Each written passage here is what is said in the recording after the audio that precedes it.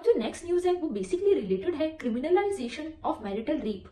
तो ये news basically आ रही है क्योंकि दिल्ली हाई कोर्ट में बहुत सारी पेटिशंस फाइल की गई है इसको लेके कि जो सेक्शन 375 ऑफ आईपीसी है उसमें मैरिटल रेप को भी शामिल किया जाए, क्योंकि एट प्रेजेंट जो मैरिटल रेप है उसको इम्यूनिटी दी गई है। यानी अगर कोई मैन अपनी वाइफ के साथ में रेप करता है तो उसको सेक्शन 375 में रेप में शामिल नहीं किया गया है।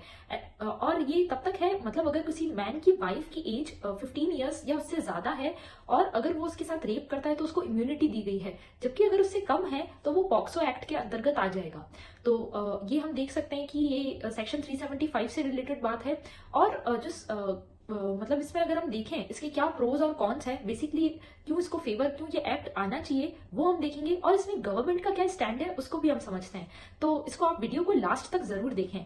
तो फर्स्ट चीज है कि इसके फेवर में ये कहा गया है कि ये विमेन के जो बेसिक राइट्स है, फंडामेंटल राइट्स, उसका हनन करता है। क्योंकि विमेन के जैसे राइट टू इक्वालिटी हो गया अंडर आर्टिकल 14, और freedom of speech and expression under article 19, और right to life and liberty under article 21। तो ये तीनों जो आर्टिकल्स हैं, फंडामेंटल राइट्स हैं, उनका हनन होता है। तो इसीलिए मैरिटल रेप को क्रिमिनलाइज कर देना चाहिए। एक तो ये इसके फेवर में बात आ रही है। दूसरी, जो भी इंपॉर्टेंट डेवलप्ड कंट्रीज है जैसे ऑस्ट्रेलिया और स्कैंडिनेवियन कंट्रीज, जहां पे जो हैप्पीनेस इंडेक्स है या जहां पे विमेन के राइट्स काफी ज्यादा हैं, वहां पे भी जो सेकंड वेव ऑफ फेमिनिज्म आया था 1976 में, उसी टाइम पे वहां पर मैरिटल रेप को क्रिमिनलाइज कर दिया गया था। तो इंडिया को भी अब ये स्टेप ले लेना चाहिए। तो ये हम कहेंगे कि इसके जो पेटिशंस आई है जो इसको क्रिमिनलाइज करने के फेवर में बात कर रही है, तो ये हम कह सकते हैं 2 पॉइंट्स इसके फेवर में हो जाएंगे। अब मैं गवर्नमेंट के स्टैंड की बात करूं तो गवर्नमेंट ये कह रही है कि इसका मिसयूज हो सकता है, इस लॉ का मिसयूज हो सकता है, क्योंकि ऑलरेडी जो गवर्नमेंट के द्वारा कुछ जो अमेंडमेंट्स किए गए थे या कुछ लॉ लाए गए थे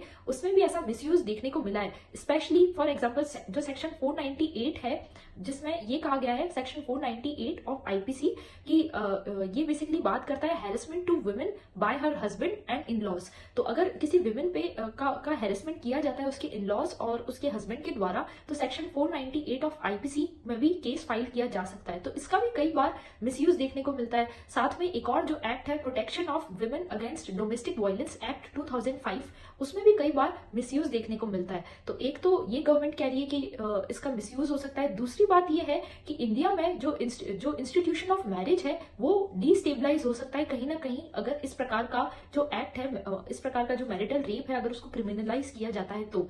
पर अगर हम वे फॉरवर्ड की बात करें तो हम इसमें ये कह सकते हैं कि गवर्नमेंट अभी सरकार को जो सरकार है उसने जो हमारा जो सुप्रीम कोर्ट है, या हम कह सकते हैं दिल्ली हाई कोर्ट में जब ये पिटीशंस आई थी तो उसके रिस्पांस में यही कहा है कि उस पर कंस्ट्रक्टिव अप्रोच के तहत सारे स्टेक होल्डर्स को लेके इस पर डिस्कशन हो रहा है और जल्द ही इसको लेके जो सरकार है वो कोई अमेंडमेंट या लॉ लेके आएगी। तो we should hope for the best and stay tuned.